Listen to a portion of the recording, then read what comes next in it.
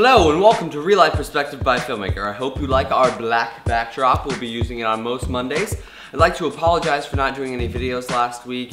I was really sick and I wasn't able to talk. I would have sounded like this and that would not have been good for however long the video would have been. So I'm back today and I'm sorry for the delay on all the videos that I was talking about doing, but today we're going to be talking about how to properly green screen something out in After Effects. Now, one of the first things, and I'm going to say that because I only had a week with it and I hadn't really used the program all that much, I didn't really like the end product. But because I think there's a lot of things I could have done differently to make it more realistic. One of the biggest things is don't just leave, when you are green screening something, don't just leave something in the exact same place that it appears when you filmed it. It's good when you make it rotate, if it fits, or, you know, zoom it in, or make it move a little bit in post.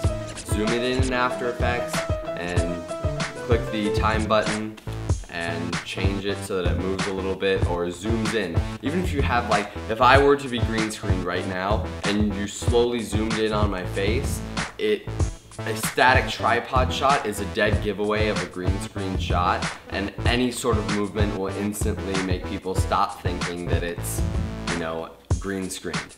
Another really important thing is that if you are using After Effects, I personally suggest using multiple color key layers. Don't just try and do it with one and see how close you can get by moving up the tolerance and all those things, because a lot of times you'll end up having reflections on someone's body and you can either cut a whole lot off or you can have a glow around the person, and that's never good at all. So I find that it's helpful to have a lighter color key, a mid color key that encompasses most of the color, and then a darker color key, and then just playing with all of those until you get something in the middle that's really just, you shouldn't be cutting off a whole lot of someone or moving up the feather so much that they look like somehow used a macro lens and the sides of everything is out of focus. So it's really helpful to use different colors, like 3 different layers of a color key. I also find that it's useful to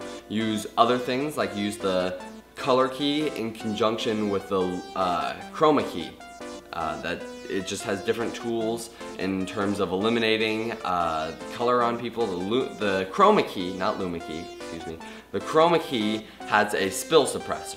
So it means it will automatically go in and try and get any green off of the person that you may have had before, instead of just having, you know, your edge thin and then move up your feather, because that makes the person look like they're out of focus on the sides. And it can be really awkward, but it does look better in some instances to have a little bit of that, but way too much, it doesn't look right, and it's really not helpful at all. So those are some basic green screen things. I'm sorry I couldn't actually show you on the computer.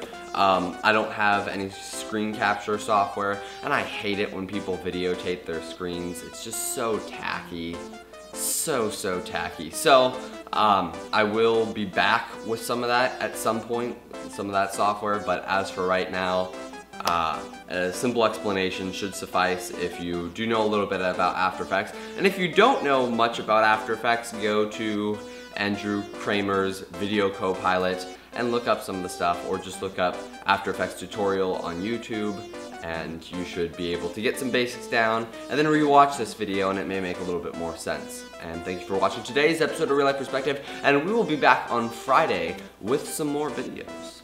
See ya.